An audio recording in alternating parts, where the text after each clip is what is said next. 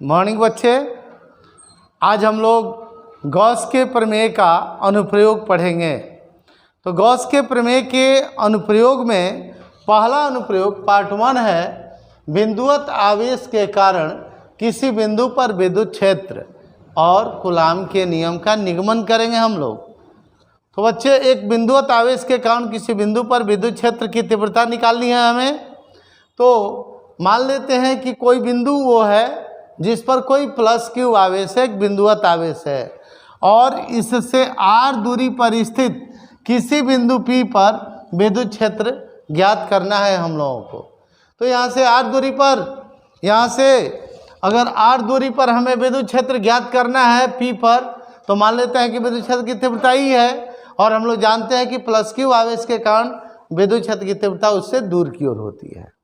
इसके लिए हम लोग क्या करते हैं कि O को केंद्र मानकर और OP बराबर R त्रिज्या का एक गोलीय पृष्ठ खींचा, जिसे गॉसियन पृष्ठ भी कहते हैं। हम जानते हैं किसी आवेश को चारों ओर से परिबद्ध करने वाले आवेश को गॉसियन पृष्ठ कहते हैं, गॉस के नाम पर।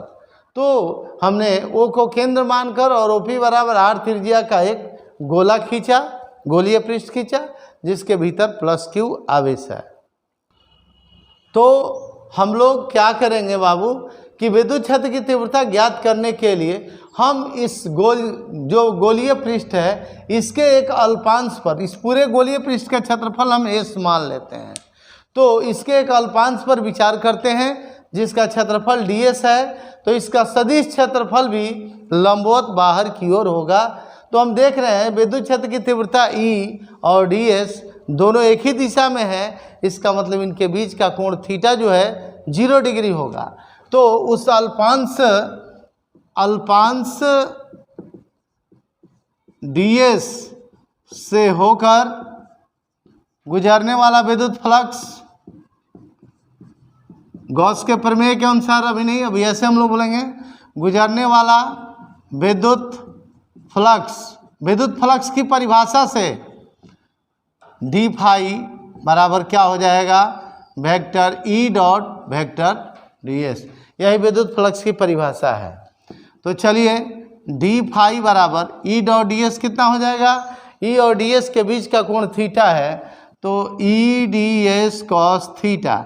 और हम लोग यहाँ देख रहे हैं कि दोनों एक ही दिशा में है, तो थीटा का वैल्यू 0 डिग्री हो जाएगा। Implies that D phi equal to E ds cos 0 degree.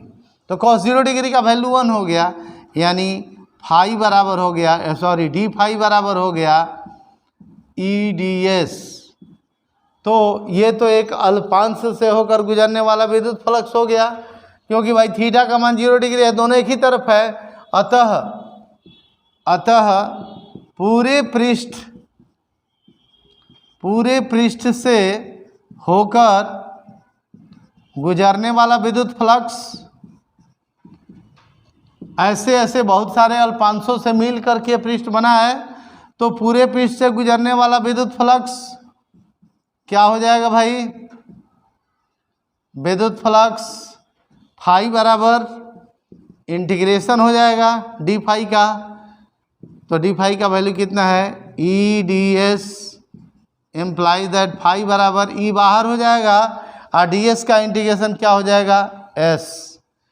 अब देखिए, तो फाई बराबर E आई इंटू s क्या है, गोलीय पृष्ठ का क्षेत्रफल। तो अगर गोलीय पृष्ठ का क्षेत्रफल लीजिए तो ये त्रिज्या r है, तो गोले का क्षेत्रफल क्या होता है, 4 पाई r स्क्वायर। तो फाई बराबर हो गया E इंटू 4 पाई r स्क्वायर। ठीक है, चूँकि गोले का क्षेत्रफल यहाँ लिख सकते हैं हम लोग, गोले का क्षेत्रफल S बराबर 4 पाई r स्क्वायर।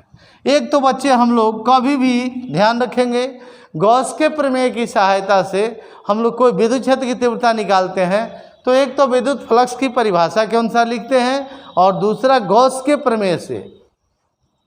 परंतु गॉस के प्रमेय से इस पूरे गोलीय पृष्ठ से होकर गुजरने वाला विद्युत फ्लक्स, पूरे गोलीय पृष्ठ जो कि बंद है, पृष्ठ से होकर गुजरने वाला विद्युत फ्लक्स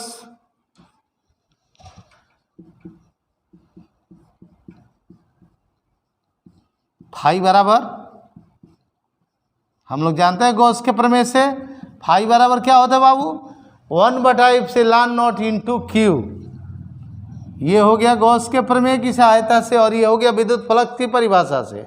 ये भी फाई का वैल्यू है, ये भी फाई का वैल्यू है, दोनों समीकरण 1 से बराबर हो जाएंगे। समीकरण 1 तथा 2 से दोनों इक्वल हो जाएंगे।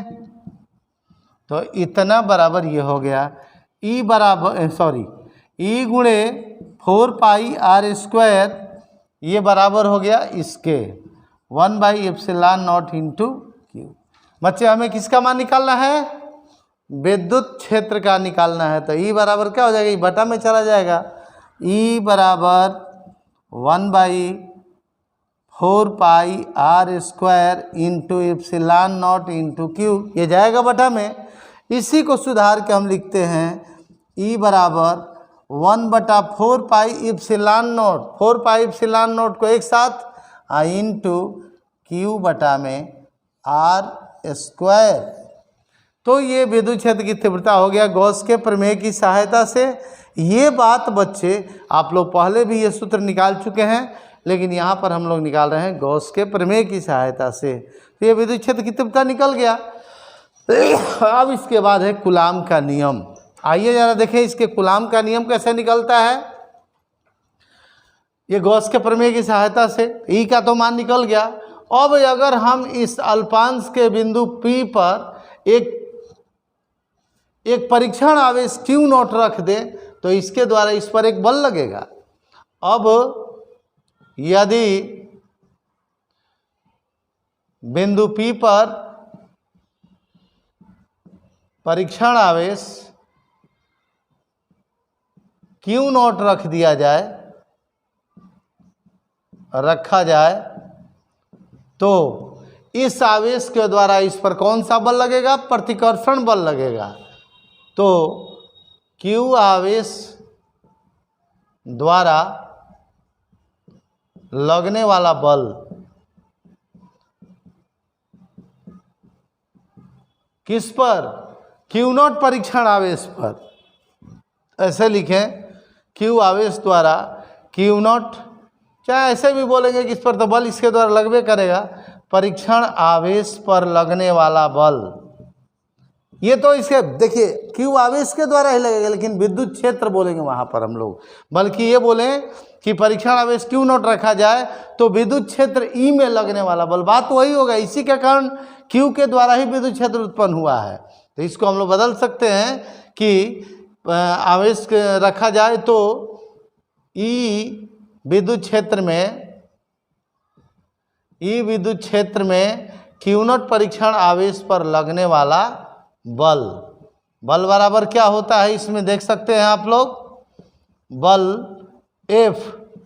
तो F बराबर क्या होता है, Q0 इंटू ई, क्योंकि विद्युत क्षेत्र की तीव्रता में आपने पढ़ा है E बराबर F बटा में Q0, विद्युत क्षेत्र की तीव्रता की परिभाषा पढ़े थे। तो F बराबर Q0 इंटू ई, तो F बराबर Q0 गुणे ई का वैल्यू वहाँ से ले लेंगे, क्या हो जाएगा 1/4πε0 इंटू क्यू बटा में r²।